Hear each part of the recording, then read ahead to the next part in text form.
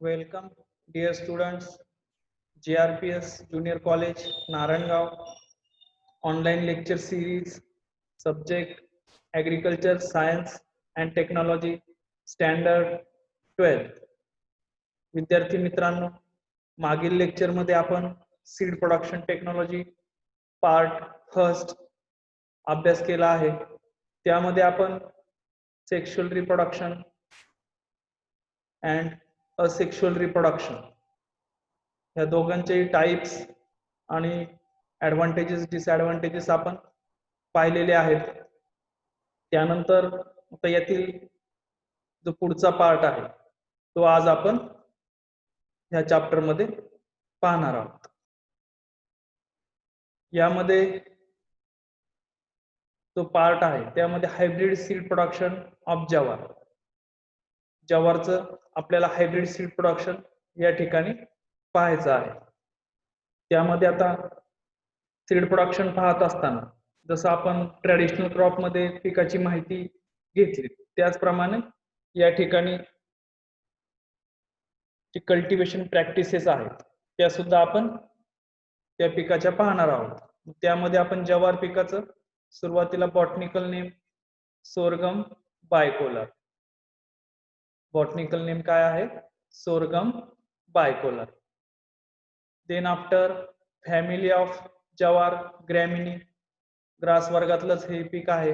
जसं आपण wheat, sugar cane ही जी पिकं अभ्यासली त्या पिकांप्रमाणेच जवार हे ग्रॅमिनी फॅमिली मधलं आहे, ग्रास वर्गातलं हे पीक आहे. देन आफ्टर ओरिजिन, त्याचं उगमस्थान India, north east Africa. India आणि नॉर्थ ईस्ट आफ्रिकेमध्ये सर्वप्रथम जवार पीक आपल्याला सापडलेलं आहे. ओरिजिन लिहिताना इंडिया किंवा आफ्रिका असं जरी लिहिलं तरी या ठिकाणी ते बरोबर धरलं जातं. यामध्ये बॉटनिकल नेम 1 मार्क साठी विचारलं जातं जवारचं, ते तुम्ही लक्षात ठेवायचं आहे. सोरगम बायकोलर, फॅमिली ग्रॅमिनी आहे, ओरिजिन इंडिया.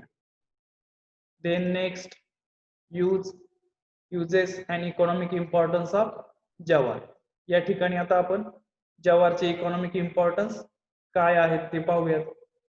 त्यामध्ये आता साधारणतः सर्वांनाच माहित आहे की ज्वारीचं जे धान्य आहे ते आपण घरामध्ये भाकरी करण्यासाठी, खाण्यासाठी, त्याचे वेगवेगळे पदार्थ तयार करण्यासाठी आपण वापरतो. आता एक स्टेप बाय स्टेप आपण पाहूयात त्याचे युजेस काय आहेत. First, it is used as a food for making भाकरी. त्याचा पहिला जो यूज आहे it is used as a food, त्याचा अन्न म्हणून त्यामध्ये आपण वापर करतो. फॉर मेकिंग भाकरी, भाकरी तयार करण्यासाठी ज्वारीचा वापर केला जातो. Then second, grain is also consumed as a pop grain and हुरडा. त्यानंतर त्याचे जे ग्रेन आहेत, त्याचं जे धान्य आहे ते आपण खाण्यासाठी वापरतो. मग त्यामध्ये पॉप ग्रेन त्याचे तयार करतो. पॉप ग्रेन मक्याचे सर्वांना माहित असतील, त्याचप्रमाणे ज्वारीचे आपण करतो. नागपंचमीच्या वेळेस ज्वारीच्या ज्या लाह्या तयार केल्या जातात त्यालाच आपण पॉप ग्रेन असं म्हणतो. त्यानंतर हुरडा. हुरडा या ठिकाणी जे धान्य आहे त्याचं जे ओलसर धान्य आहे ते आपण या ठिकाणी हुरडा तयार करण्यासाठी वापरतो. त्यामध्ये तुम्ही बऱ्याचशा वेळेस पेपरमध्ये ऐकलं असेल हुरडा पार्टी वगैरे, तर ती हुरडा पार्टी म्हणजे ज्वारीची कणस शेतामध्ये भाजली जातात आणि त्यापासून जे ग्रेन भाजलेले आहेत ते खाण्यासाठी वापरले जातात, त्यालाच आपण हुरडा असं म्हणतो. Then grain is used as a cattle feed, poultry feed. त्यानंतर त्याचं जे धान्य आहे ते आपण कॅटल फीड, जनावरांना खाद्य म्हणून त्याचा वापर करतो. त्याचबरोबर पोल्ट्री फीड, पोल्ट्री म्हणजे काय तर कुक्कुटपालनामध्ये सुद्धा ज्वारीच्या धान्याचा वापर केला जातो. Then fourth point, grain is used for extraction of starch, glucose and alcohol. त्यानंतर चौथा जो मुद्दा आहे, ग्रेन इज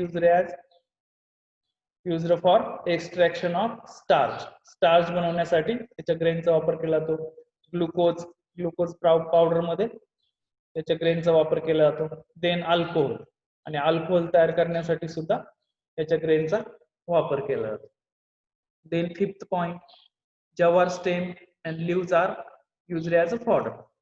त्यानंतर पाचवा जो मुद्दा आहे त्यामध्ये जवार स्टेम अँड लीव्हज, त्याचे जे स्टेम आहेत त्याचे जे काड आहे, काड्या अँड लीव्हज आणि पान, त्यालाच आपण कडबा असं म्हणतो, are used as a fodder, जनावरांना खाद्य म्हणून त्याचा वापर केला जातो. Then sixth point, the sweet sorghum can also be used for preparation of jaggery and sugar. त्यानंतर स्वीट सोरगम. स्वीट सोरगम या ठिकाणी ज्वारी जी आहे, सोरगम म्हणजे ज्वारी, तर स्वीट सोरगम त्याच्या व्हरायटी आहेत काही, त्या व्हरायटी आपण गूळ आणि साखर तयार करण्यासाठी सुद्धा त्याचा वापर केला जातो. जसं ऊसापासून आपण साखर निर्मिती करतो, गूळ निर्मिती करतो, त्याचप्रमाणे ज्वारीपासून सुद्धा गूळ आणि साखर तयार करता येते. तर अशा पद्धतीनं इकॉनॉमिक इम्पॉर्टन्स आहेत. त्यामध्ये लक्षात ठेवताना मेकिंग ऑफ भाकरी, देन पॉप ग्रेन्स, हुरडा, grain is used as cattle feed, poultry feed. Then after extraction of starch, glucose and alcohol, then stem and leaves are used as a fodder. Then sweet sorghum is used for preparation of jaggery and sugar. हे मुद्दे या ठिकाणी तुम्ही लक्षात ठेवा. Then after soil requirement, sorghum prefers medium to deep black soil. आता साधारणतः sorghum या पिकासाठी medium to deep black soil या ठिकाणी आवश्यक असते. त्यामध्ये मध्यम ते खोल काळी जमीन या ठिकाणी सोरगम पिकाला आवश्यक आहे. Then it should be fertile and well drain. त्याचबरोबर जी जमीन आहे ती चांगल्या पद्धतीनं सुपीक असली पाहिजे, फर्टाईल असली पाहिजे, वेल ड्रेन असली पाहिजे. वेल ड्रेन म्हणजे पाण्याचा चांगला निचरा होणारी असली पाहिजे. Then it should be free from off types, holunter plants and straiga weeds. त्याचबरोबर जी जमीन आपण निवडणार आहे तर ती free from of type. Of type म्हणजे काय, तर या ठिकाणी वेगळे कॅरेक्टर असणारे जे प्लांट्स आहेत सोरगम मधले, परंतु वेगळे कॅरेक्टर असणारे ऑफ टाईप. देन हॉलंटर प्लांट्स, त्यामध्ये मग वीड्स जे आहेत तर ते हॉलंटर प्लांट्स आहेत, त्याला आपण तण असं म्हणतो मराठीत. Then striga weeds. Then after striga weed जे आहे त्याला आपण तळप असं म्हणतो मराठीत. ते जे वीड आहे तर ते परोपजीवी आहे, तर ते वीड त्या ठिकाणी त्या फील्ड मध्ये नसलं पाहिजे. Then after optimum pH range is 6.5 to 7.5. जी पीएच रेंज आहे ती साधारणतः 6.5 to 7.5 आवश्यक आहे. त्यामुळे त्याला ती नॉर्मल पीएच रेंज आहे ती पीएच रेंज या ठिकाणी आवश्यक असते. Then there should not be Johnson grass in seed field. त्यानंतर जो महत्वाचा मुद्दा आहे शेवटचा, there should not be Johnson grass. त्यामध्ये जे जॉन्सन ग्रास आहे ते त्या ठिकाणी ज्वारी बरोबर त्या ठिकाणी पॉलिनेशनचं काम करतं आणि हायब्रिड सीड प्रोडक्शन मध्ये त्या ठिकाणी इम्प्युरिटीज त्याच्यामुळे येत असतात. त्यामुळं जॉन्सन ग्रास त्या फील्ड मध्ये नसला पाहिजे. तर अशा पद्धतीने आपण सॉइल ची रिक्वायरमेंट पाहिली. Sorghum prefers medium to deep black soil. It should be fertile and well drained. It should be free from off types, holunter plants and straiga weeds. Then optimum pH range is 6.5 to 7.5. There should not be Johnson grass in the seed field. तर हे मुद्दे या ठिकाणी soil मध्ये आले पाहिजे.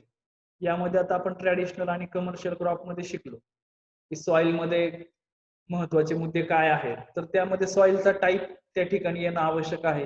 त्याचबरोबर जो दुसरा मुद्दा आहे, soil should be fertile and well drain, हा प्रत्येक पिकामध्ये आलेला आहे. तो कॉमन पॉइंट्स त्या ठिकाणी आहे. त्याचबरोबर फ्री फ्रॉम ऑफ टाइप्स, हॉलंटर प्लांट्स अँड स्ट्रायगा वीड्स हा मुद्दा या ठिकाणी हायब्रिड सीड प्रोडक्शन मध्ये नवीन आहे. त्यानंतर पीएच रेंज सुद्धा त्या ठिकाणी प्रत्येक पिकामध्ये आपण पाहिलेली आहे. ती पण साधारणतः 6, 6.5 त्याचबरोबर 7.5 आणि 8 pH पर्यंत त्या ठिकाणी आहे. म्हणजे असे हे जे कॉमन पॉइंट्स आहेत ते तुम्ही लक्षात ठेवलेले आहेत, लक्षात ठेवले पाहिजेत, कारण परीक्षेत लिहिताना या ठिकाणी पाठांतर करावं मग लागणार नाही. Then after climate requirement of hybrid seed production of jawar, it is a tropical crop. साधारणतः जवार हे जे क्रॉप आहे ते ट्रॉपिकल क्रॉप आहे, उष्णकटिबंधीय पीक आहे. Average temperature range is 27 to 32 degree Celsius. ते ॲव्हरेज जे टेम्परेचर आहे ते साधारणतः 27 ते 32 डिग्री सेल्सिअस त्याला टेम्परेचर आवश्यक असतं. It does not tolerate Frost. साधारणतः जवार हे जे क्रॉप आहे ते फ्रॉस्टला टॉलरेट नाहीये. जर फ्रॉस्ट पडला तर त्या ठिकाणी नुकसान होतं. देन जवार इज ड्रॉट रेजिस्टन्स क्रॉप. त्याचबरोबर जवार हे ड्रॉट रेजिस्टन्स क्रॉप आहे, दुष्काळाला प्रतिकारक असं क्रॉप आहे. Then annual rainfall requirement is 400 to 1000 mm. त्याची जी अॅन्युअल रेनफॉल रिक्वायरमेंट आहे, जो वार्षिक पर्जन्यमान जे आहे ते साधारणतः 400 ते 1000 mm त्या भागामध्ये पडलं पाहिजे, तर त्या ठिकाणी आपण जवार पीक घेऊ शकतो. आता यामध्ये क्लायमेटचं आता आपण पाहिलं, it is a tropical crop, average temperature range is 27 to 32 degree celsius. It does not tolerate frost. Jowar is a drought resistance crop. Then annual rainfall requirement is 400 to 1000 mm. Then after, आता आपण steps in hybrid seed production of जवार. आता हा मुद्दा आपण महत्वाचा आहे, star त्याला करून ठेवा. आणि विद्यार्थ्यांना एक सूचना आहे की तुम्ही हे व्हिडिओ पाहत असताना नोटबुक घेऊन बसा आणि जे जे मुद्दे मी स्लाइड वरती दाखवत आहे, सांगत आहे, ते तुम्ही नोट मध्ये लिहित चला, जेणेकरून तुम्हाला परत नोट्स काढणं त्या ठिकाणी सोपं जाईल. तुम्हाला या ठिकाणी टायपिंग केलेल्या नोट्स मी देतच आहे, परंतु जर व्हिडिओ पाहताना तुम्ही जर नोट्स काढल्या तर ते चांगलं तुमच्या लक्षात राहील. तर यामध्ये आता जो IMP, स्टार IMP आहे, महत्वाचा मुद्दा आहे. 7 मार्काला परीक्षेमध्ये हायब्रिड सीड प्रोडक्शन या ठिकाणी विचारलं जातं.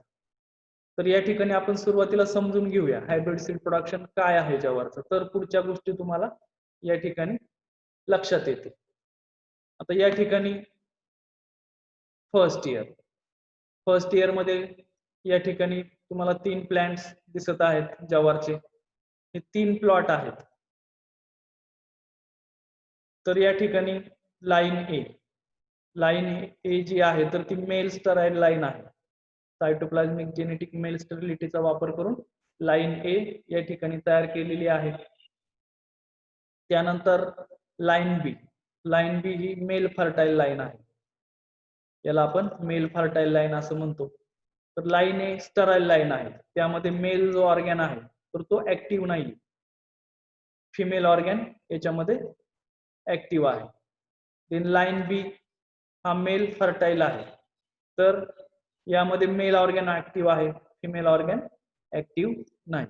तर सुरुवातीला फर्स्ट इयरला या ठिकाणी या 2 लाईन्स त्या ठिकाणी प्रपोर्शन मध्ये आपण फील्ड मध्ये लावतो आणि त्यापासून लाईन ए त्या ठिकाणी तयार करतो. या ठिकाणी पहा, चित्रात दाखवल्याप्रमाणे लाईन ए या ठिकाणी सेकंड इयरला आपण घेतलेली आहे. फर्स्ट इयर पासून ही लाईन तयार झालेली आहे ती. देन लाईन आर या ठिकाणी जी आपण घेतलेली आहे तर ती लाईन आर मेल फर्टाईल आहे, तीच आपण सेकंड इयरला त्या ठिकाणी घेत असतो. त्यानंतर सेकंड इयरला लाईन ए जी तयार झालेली आहे तर ती मेल स्टराईल आहे. सायटोप्लाझ्मिक जेनेटिक मेल स्टेरिलिटीचा वापर करून आपण लाईन ए त्या ठिकाणी तयार केलेली आहे.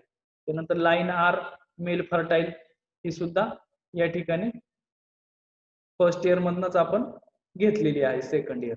तर पुढे आपण याचं डिस्क्रिप्शन पाहणार आहोत. त्याच्या अगोदर तुम्ही ही जी पिक्चर आहे ते लक्षात ठेवा, जेणेकरून पुढच्या गोष्टी तुम्हाला समजायला सोप्या जातात. या ठिकाणी स्टार केलेला आहे. स्टार म्हणजे IMP, steps involved in hybrid seed production of जवार. 7 मार्काला हा प्रश्न विचारला जातो. त्यामध्ये आता सुरुवातीला आपण काय करतो, तर फर्स्ट स्टेप आहे त्याची maintenance of male sterile line, line A, foundation seed production. त्यालाच आपण फाउंडेशन सीड प्रोडक्शन असं म्हणतो. त्यामध्ये आता ज्या मेथड्स आहेत ते आपण पाहूया. Hybrid seed of jowar is produced by using cytoplasmic genetic male sterility. यामध्ये आपण सायटोप्लाझमिक जेनेटिक मेल स्टेरिलिटीचा वापर करून त्या ठिकाणी हायब्रिड सीड प्रोडक्शन ऑफ जवार करत असतो. देन सेकंड पॉइंट यातला आहे, this involves crossing of male sterile line, line A seed parent with the restorer line, line R pollinator. त्यानंतर आता याच्यामध्ये आपण काय करतो, तर लाईन ए आपण तयार केलेली आहे पहिल्या वर्षी, ती दुसऱ्या वर्षी आपण घेतो आणि त्याचा क्रॉस आपण रिस्टोरर लाईन, लाईन आर बरोबर त्या ठिकाणी दुसऱ्या वर्षी करत असतो. Then the male sterile line, line A carries male sterility due to cytoplasmic genetic factor. आता याच्यामधली जी आपण लाईन ए तयार केलेली आहे तर ती साधारणतः male sterility due to cytoplasmic genetic factor मुळे त्या ठिकाणी मेल स्टराईल केलेली आहे. It is maintain by crossing with male fertile line, line B is an isolated field. त्यामध्ये आता पहिल्या वर्षी आपण जी लाईन बी घेतलेली आहे तर त्या बी लाईन बरोबर त्या ठिकाणी लाईन ए चा त्या ठिकाणी आपण क्रॉस करतो आणि त्यापासून आपण फाउंडेशन सीड त्या ठिकाणी तयार करतो. Line A and line B are similar in all aspects except that line B is colon fertile whereas line A is colon sterile. त्यामध्ये मग आपण सुरुवातीला या ठिकाणी लाईन ए आणि लाईन बी च त्या ठिकाणी क्रॉस करतो आणि त्यापासून सीड्स तयार करतो. Production of hybrid seed that is crossing of male sterile line A and with restorer line R. त्यानंतर लाईन आर बरोबर त्याचा पुन्हा आपल्याला क्रॉस करायचा आहे. आता या ठिकाणी maintenance of parental line is referred as foundation seed production and the production of hybrid seed is called as certified seed production. आता या ठिकाणी पहिल्या वर्षी आपण फाउंडेशन सीड तयार करतो, लाईन ए अँड लाईन बी चा क्रॉस करतो आणि दुसऱ्या वर्षी लाईन ए आणि लाईन आर चा क्रॉस केल्यानंतर त्या ठिकाणी आपल्याला सर्टिफाईड सीड त्या ठिकाणी मिळतं. तर अशा पद्धतीने आपण या ठिकाणी पाहिल्या स्टेप्स काय काय आहेत, steps involved in hybrid seed production of जवार. त्यामध्ये सुरुवातीला आपण या ठिकाणी लाईन ए आणि लाईन बी चा त्या ठिकाणी क्रॉस करतो आणि तो क्रॉस केल्यानंतर आपल्याला line A male sterile line मिळते आणि त्याचाच क्रॉस आपण दुसऱ्या वर्षी जी आर लाईन आपण लावलेली आहे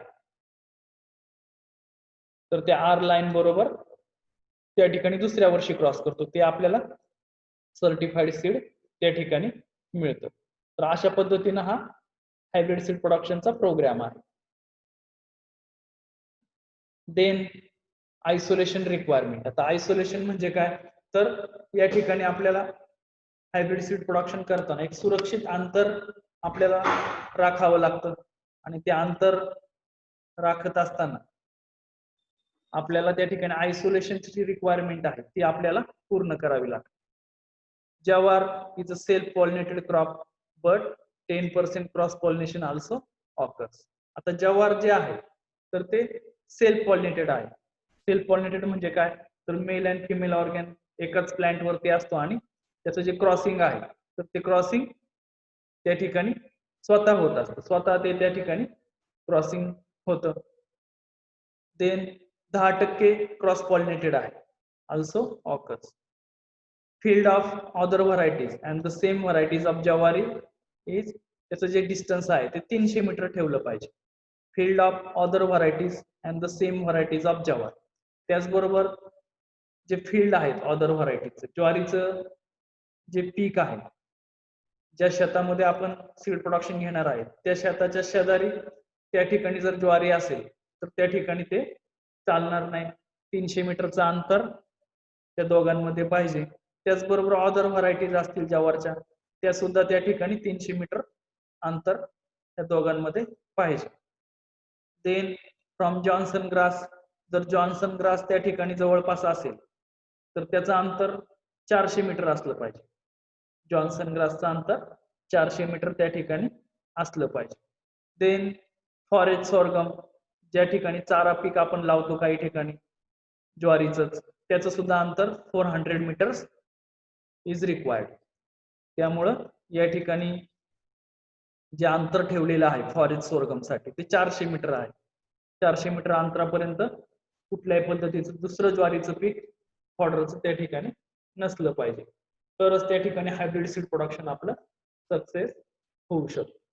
तर अशा पद्धतीने आयसोलेशन रिक्वायरमेंटच्या जे मुद्दे आहेत त्यामध्ये पहिलं 10% क्रॉस पॉलिनेशन ऑल्सो ऑकर्स, आणि त्यासाठी मग आपण ज्या रिक्वायरमेंट आहेत field of other varieties and the same varieties of jowar 300 meter त्याची रिक्वायरमेंट आहे. Johnson grass 400 meter and forest sorghum 400 meter. 300, 400, 400 हे तुम्ही लक्षात ठेवा.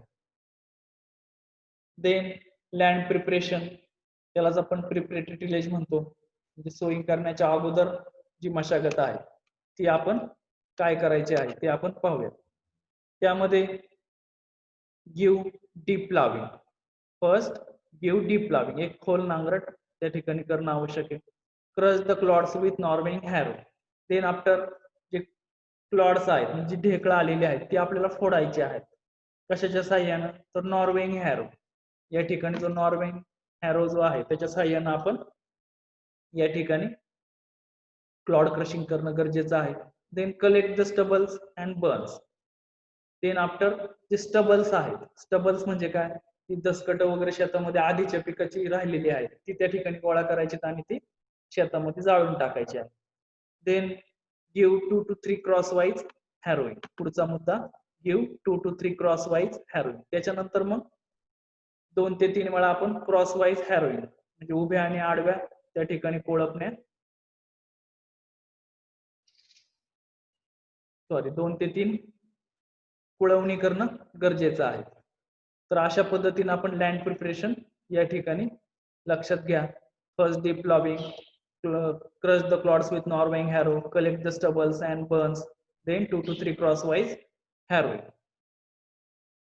Then after sowing season and time, hybrid sorghum तर त्या ठिकाणी मग प्रोडक्शन करण्यासाठी आपण जो सोईंग सीझन आहे, खरीप सीझन मध्ये आपण जून टू जुलै त्या ठिकाणी त्याचं वेळ आहे. जून टू जुलै मध्ये आपण त्याची पेरणी करू शकतो. रब्बी मध्ये September to October rabi season, sowing time is September to October. Then seed source, seed source जो आहे तो खूप महत्वाचा आहे.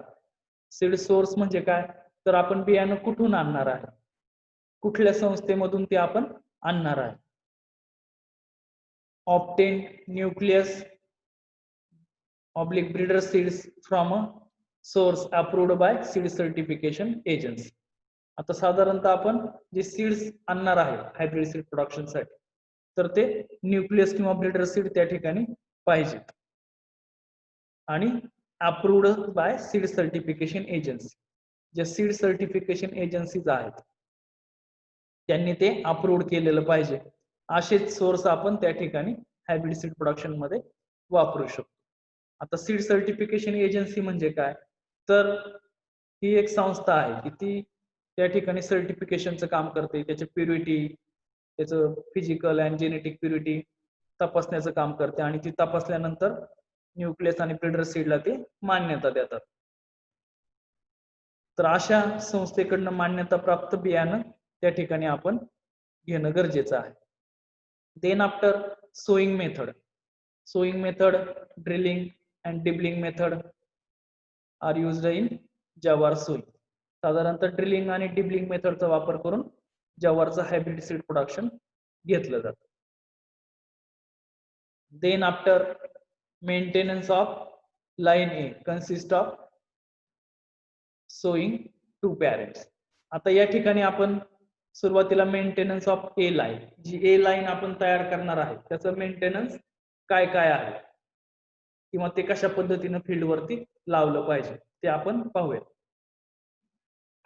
The female parents male sterile line A, त्यामध्ये आता जो फिमेल पॅरेंट्स आहे तो मेल स्टराईल लाईन ए त्या ठिकाणी आहे. तुम्हाला मगाशी पिक्चर मध्ये मी दाखवलं की जी मेल स्टराईल लाईन आहे सायटोप्लाझमिक जेनेटिक मेल स्टरिलिटीचा वापर करून त्या ठिकाणी ती स्टराईल लाईन ए तयार केली जाते. The male parent pollinator parents line B are sown in the proportion of 4:2 rows. या ठिकाणी जी लाईन बी चा वापर जो केला जातो तो मेल पॅरेंट आहे, त्याला आपण पॉलिनेटर पॅरेंट असं सुद्धा म्हणतो. पॉलिनेटर पॅरेंट म्हणजे की ज्याचे पोलन्स लाईन ए वरती पडतात आणि त्यांचं क्रॉसिंग झाल्यामुळे पुन्हा लाईन ए आपण फाउंडेशन सीड तयार करणार आहे.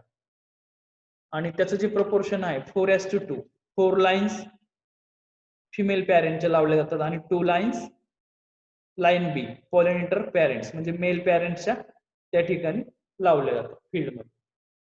Then 4 to 6 border rows of male parents are sown all around the field. त्यानंतर 4 ते 6 लाईन्स, 4 ते 6 ज्या लाईन्स आहेत त्या कडेनं त्या फील्डच्या लावल्या जातात मेल पॅरेंटच्या. आर सोन ऑल अराउंड द फील्ड, फील्डच्या चारी बाजूने त्या लावल्या जातात. पुढे पिक्चर मध्ये आपण ते पाहणार आहोत. तर अशा पद्धतीने आपण या ठिकाणी maintenance of line A consist of sowing 2 parents, जे 2 पॅरेंट्स आपण सुरुवातीला घेतले होते लाईन ए आणि लाईन बी, त्याचं त्या ठिकाणी कशा पद्धतीने फील्ड वरती मेंटेन करायचं आहे. Then spacing requirement of hybrid jowar, row to row spacing 75 centimetre. या ठिकाणी रो टू रो स्पेसिंग जे आहे म्हणजे 2 ओळीमधलं जे अंतर आहे ते 75 सेंटीमीटर त्या ठिकाणी असलं पाहिजे. देन प्लांट टू प्लांट म्हणजे 2 झाडांमधलं अंतर 7.5 सेंटीमीटर, 7.5 सेंटीमीटर हे 2 झाडांमधलं अंतर आहे, ते आपण त्या ठिकाणी अंतर व्यवस्थित ठेवलं पाहिजे.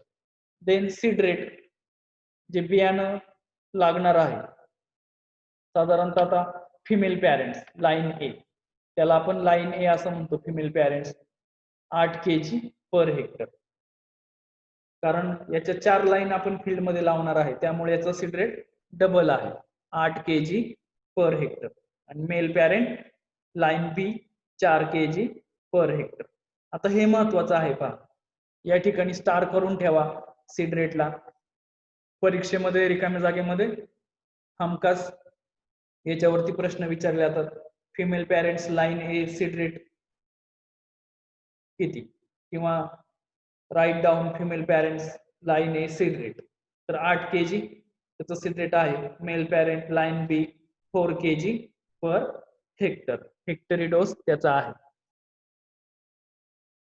Then after roguing, roguing means removal of type. Roguing म्हणजे आपण या ठिकाणी फील्ड वरती इन्स्पेक्शन करायचं आहे. इन्स्पेक्शन केल्यानंतर त्यामध्ये जे वेगळे दिसणारे प्लांट आहेत, उंच वाढलेले आहेत इतर झाडांपेक्षा, वेगळे पण त्याच्यामध्ये आहेत, असे प्लांट्स आपण त्या ठिकाणी काढून टाकतो. आता पाहूयात आपण त्यामध्ये कुठले कुठले मुद्दे आहेत. रोगिंगचा प्रश्न या ठिकाणी 3 मार्क्स साठी 2 मार्क्स साठी विचारला जातो, तो सुद्धा IMP आहे. Roguing means removal of type, volunteer, pollen shader in female rows, start shading pollens, flowering. तर असे प्लांट्स त्या ठिकाणी आपण रिमूव्ह करायचे आहेत. ऑफ टाईप जे आहेत ते तुम्हाला मगाशी सांगितलं की ऑफ टाईप आपण कशाला म्हणतो, म्हणजे त्याचे वेगळे कॅरेक्टर असणारे plants of types. Then after volunteers म्हणजे काही वीड्स वगैरे असतात, pollen shedders in female rows. त्याचबरोबर फिमेल रोज मध्ये पोलन शेडर प्लांट्स काही येतात. पोलन शेडर्स म्हणजे काय, तर त्याला पोलन येतात. आता आपण फिमेल मध्ये पाहिलं की ते मेल स्टराईल आहेत. मेल स्टराईल म्हणजे काय, तर मेल ऑर्गॅन ऍक्टिव्ह नाहीये त्याच्यात, तरी पण काही ठिकाणी ते पोलन शेडर फिमेल रोज मध्ये येतात. मग असे पोलन शेडर प्लांट्स आपण त्या ठिकाणी उपटून, फ्लावरिंगच्या अगोदरच ते उपटून त्या ठिकाणी नष्ट करायचे. Then second point, all above plants are pulled out to prevent regrowth. त्यानंतर असे प्लांट्स आपण त्या ठिकाणी पुल्ड आउट करून टाकायचे, रिमूव्ह करायचे. Then all out crosses identified by height should be remove. त्यानंतर जे आउट क्रॉसेस आहेत, जे क्रॉसेस बाहेरील काही घटकांमुळे झालेले आहेत आणि त्यामुळे त्याचे कॅरेक्टर्स वेगळे येतात. काही प्लॅनची हाईटच उंच वाढतात, हाईट त्याची जास्त होते, किंवा काही बुटके राहतात. तर असे प्लॅन्ट्स आपण आउट क्रॉसेस असतात, ते आउट क्रॉसेस आपण त्या ठिकाणी रिमूव्ह करणं आवश्यक आहे. Then plants in between the rows, male plants in female rows and also female plant in male rows should be removed. त्याचबरोबर पुढचा महत्वाचा मुद्दा आहे की काही मेल प्लांट्स फिमेल लाईन्स मध्ये येतात, काही फिमेल प्लांट्स मेलच्या लाईन मध्ये येतात. मग असे प्लांट्स आपण त्या ठिकाणी रिमूव्ह करून टाकायचे. Then plants of other jawar varieties and Johnson grass should be removed within isolation distance. त्यानंतर ज्या जवारच्या ऑदर व्हरायटीज आहेत, त्याचबरोबर जॉन्सन ग्रास आहे, ते एक वीड आहे, तण आहे, तर ते त्या ठिकाणी आपण आयसोलेशन डिस्टन्सच्या आतमध्ये असेल तर ते लगेच आपण रिमूव्ह करून टाकायचं आहे. Then pest and disease affected plants striga weed should be removed. त्यानंतर पेस्ट अँड डिसीज अफेक्टेड जे प्लांट्स आहेत ते त्या ठिकाणी आपण रिमूव्ह करणं गरजेचं आहे. त्याचबरोबर स्ट्रायगा वीड हे सुद्धा त्या ठिकाणी आपण काढून टाकायचं आहे. Then after last point, proper attention should be given at flowering time. The roguing should be done every day. त्यानंतर फ्लॉवरिंगच्या वेळेस आपण प्रॉपर अटेन्शन ठेवायचं आहे, पूर्ण काळजीपूर्वक त्या ठिकाणी लक्ष देऊन फ्लॉवरिंगच्या वेळेस त्या ठिकाणी रोगिंगचे ऑपरेशन्स करायचे आहेत, जेणेकरून कुठल्याही पद्धतीचं त्या ठिकाणी मिस किंवा आउट क्रॉसेस त्या ठिकाणी होणार नाहीत आणि आपला हायब्रिड सीड प्रोडक्शनचा जो प्रोग्राम आहे तो चांगल्या पद्धतीनं त्या ठिकाणी राबवला जाईल. आणि जे रोगिंग करायचं आहे आपल्याला तर ते डे टू डे म्हणजे एव्हरी डे त्या ठिकाणी आपण करणं गरजेचं आहे. तर अशा पद्धतीनं रोगिंगचे या ठिकाणी आपण मुद्दे पाहिलेत. Then after fertilizer requirement of hybrid seed production, rainfed crop, पावसाळी जर आपण सीड प्रोडक्शन घेत असू तर त्यासाठी 40 kg nitrogen, 40 kg phosphorus, 35 kg potassium per hectare plus second dose of nitrogen 40 to 60 kg per hectare is given 1 month after sowing. या ठिकाणी जो रेनफेडचा जो डोस आहे तर त्यामध्ये 40 kg नायट्रोजन, 40 kg फॉस्फरस आणि 35 kg पोटॅशियम हा आहे. त्याचबरोबर त्या ठिकाणी सेकंड डोस द्यायचा आहे आपल्याला 30 दिवसांनी किंवा 1 महिन्यानंतर 40 ते 60 kg या ठिकाणी नायट्रोजनचा डोस पुन्हा द्यायचा आहे. Then after irrigated crop 60 kg nitrogen, 50 kg phosphorus plus 40 kg potassium per hectare plus second dose of nitrogen 60 to 70 kg nitrogen per hectare is given 1 month after sowing. तर या ठिकाणी इरिगेटेड क्रॉप मध्ये नेहमी लक्षात ठेवा की रेनफेड पेक्षा फर्टिलायझरचा dose त्याचा जास्त असतो. 60 किलो नायट्रोजन अधिक 50 किलो फॉस्फरस अधिक 40 किलो पोटॅशियम आहे. 60, 50, 40 आणि सेकंड डोस जो आहे त्याचा 30 दिवसांनी 60 ते 70 किलो नायट्रोजन त्याला देणं आवश्यक आहे. तर अशा पद्धतीनं फर्टिलायझर, रेनफेड आणि इरिगेटेडचे आपण या ठिकाणी पाहिलेले आहेत. Then after irrigation requirement in Kharif season, first pre-sowing irrigation is given. जर खरीप सीझन असेल तर प्री सोईंग इरिगेशन म्हणजे लागवडीपूर्वी एक आपण त्या ठिकाणी पाणी देणं गरजेचं आहे. Pre sowing irrigation should be given at number of intervals 8 to 10 days. या ठिकाणी जो इरिगेशन इंटरवल आहे 8 ते 10 दिवसाचा याच्यामध्ये आहे खरीप मध्ये, कारण खरीप मध्ये पाऊस येतो आणि पाऊस आल्यामुळे त्या ठिकाणी इरिगेशनची जास्त आवश्यकता पडत नाही. तरी पण जर पावसाने त्यामध्ये जर ताण दिला, गॅप दिला तर त्या ठिकाणी आपण पाणी देणं गरजेचं असतं. Then third point, irrigation should be given at critical growth stages. त्यामध्ये ज्या क्रिटिकल ग्रोथ स्टेजेस आहेत त्याला आपण पाणी देण्याच्या आवश्यक अवस्था असं म्हणतो. First seedling stage, second flowering stage and grain filling stage, ह्या 3 महत्वाच्या अवस्था आहेत ज्वारीमध्ये. सीडलिंग स्टेज ज्यावेळेस बियाणं उगवून येतं ती अवस्था. देन फ्लावरिंग स्टेज फुलं येण्याचा जो काळ आहे तो. आणि तिसरी ग्रेन फिलिंग स्टेज म्हणजे दाणे भरत असतानाची ती अवस्था आहे. तर त्या अवस्थेमध्ये या ठिकाणी इरिगेशन देणं गरजेचं आहे. देन इंटरकल्टिवेशन. आता इंटरकल्टिवेशन मध्ये आपण वेगवेगळे ऑपरेशन्स करतो. मग त्यामध्ये तण नियंत्रण करतो, त्याचबरोबर कोळपणी वगैरे अशी जी कामं आहेत ती आपण यामध्ये करत असतो. त्यामध्ये first 1 hand weeding followed by 2 hoeing are given to control weeds. त्यामध्ये एक विडिंग करणं गरजेचं आहे. आता लेबरच्या साहाय्याने एक खुरपणी आपण करतो. देन 2 होईंग, त्याचबरोबर 2 होईंग, 2 वेळा कोळपणी करणं गरजेचं आहे. Then pre emergence spraying of atrazine is given to control of weed. त्याचबरोबर ॲट्रेझिन नावाचं एक विडीसाइड आहे, केमिकल आहे, त्याचा वापर करून आपण या ठिकाणी वीडचा सुद्धा कंट्रोल करू शकतो. Then harvesting. Male rows are harvested first and kept separate.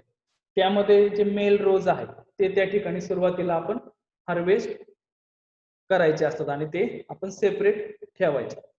The female rows are harvested when fully ripe. त्यानंतर जे फिमेल रोज आहेत ते त्या ठिकाणी आपण हार्वेस्टिंग करायचे आहेत. पूर्णपणे ते याची जी कणस आहेत ती पूर्णपणे तयार झालेली पाहिजे. The heads are dried for a week before threshing. त्यानंतर त्याची जी कणस आहेत हेड्स, तर हेड्स त्याचे पूर्ण त्या ठिकाणी ड्राय करून घ्यायचे आहेत एक आठवडाभर मळणी करण्याच्या अगोदर. थ्रेशिंग म्हणजे काय? मळणी. तर मळणी करण्याच्या अगोदर ते पूर्णपणे ड्राय करून घ्यायचे. Then threshing can be done by thresher. आणि नंतर त्याची मग मळणी यंत्राच्या सहाय्यानं त्याचे ग्रेन सेपरेट करून घ्यायचे. Seed should be dried at 10% moisture content before storage. आणि त्यानंतर मग 10% मॉइश्चर येईपर्यंत त्या बियामध्ये 10% मॉइश्चर येईपर्यंत त्याची वाळवणूक आपण करायची आहे. आणि नंतर मग त्याची साठवणूक करायची आहे, स्टोरेज मध्ये ते साठवायचे आहे. देन यामधला जो मुद्दा आहे, आता पहिल्या वर्षी आपण लाईन ए आणि लाईन बी आता पाहिलं कशा पद्धतीने मेंटेनन्स आणि मॅनेजमेंट करायचं आहे. वेगवेगळे मुद्दे आपण पाहिले. आणि पहिल्या वर्षी आपण लाईन आर पण लावतो. तर त्या लाईन आर चा आपण या ठिकाणी आता मॅनेजमेंट काय आहे ते पाहूयात. त्यामध्ये all cultural practices are carried out like maintenance of line A except seed rate 12 to 15 kg per hectare आणि स्पेसिंग 45 into 15 सेंटीमीटर. तर लाईन आर आपण लावतो पहिल्या वर्षी सुद्धा. तर ही लाईन आर जी आहे तर ती या ठिकाणी दुसऱ्या प्लॉट मध्ये आपण ती घेतो आणि त्याचा seed rate 12 to 15 kg per hectare, 12 ते 15 kg per hectare seed rate आपण त्याचा ठेवतो. आणि त्याचं स्पेसिंग जे आहे तर ते 45 into 15 सेंटीमीटर ठेवतो. स्पेसिंग किती ठेवतो? 45 into 15. आणि लाईन ए आणि लाईन बी मध्ये आपण 75/7.5 असं त्या ठिकाणी स्पेसिंग ठेवलेलं आहे. तर अशा पद्धतीने आपण या ठिकाणी आज hybrid seed production of jowar या ठिकाणी पाहिले. आणि त्यामधला पहिला पार्ट आपण पाहिलेला आहे, फाउंडेशन सीड पर्यंत कसं तयार करायचं आहे. तर यामध्ये मेंटेनन्स ऑफ लाईन ए आणि maintenance of restore line R इथपर्यंत आपण पाहिलेलं आहे. आणि यापासून फाउंडेशन सीड सुरुवातीला तयार होते पहिल्या वर्षी. आता दुसऱ्या वर्षीचा जो पार्ट आहे तो आपण नेक्स्ट लेक्चर मध्ये पाहणार आहोत. या ठिकाणी विद्यार्थ्यांना सूचना आहे, बरेच विद्यार्थी लेक्चर पाहत नाहीत, व्ह्यूज कमी येत आहेत. सुरुवातीला रिस्पॉन्स चांगला मिळालेला आहे, परंतु नंतर हळूहळू आता विद्यार्थी व्ह्यूज कमी देत आहेत. तर सर्वांनी व्हिडिओ पाहायचे आहेत, नोट्स तयार करायचे आहेत. मी पण वेळोवेळी चॅप्टरच्या नोट्स तुम्हाला देत आहे, जेणेकरून तुम्हाला चांगले मार्क्स मिळायला त्या ठिकाणी अडचण येणार नाही. 100 पैकी 100 मार्क्स क्रॉप विषयात मिळाले पाहिजेत आणि मिळतातही. त्या पद्धतीने तुम्ही या ठिकाणी व्हिडिओ पाहताना लक्षपूर्वक या ठिकाणी पाहिले पाहिजेत. धन्यवाद.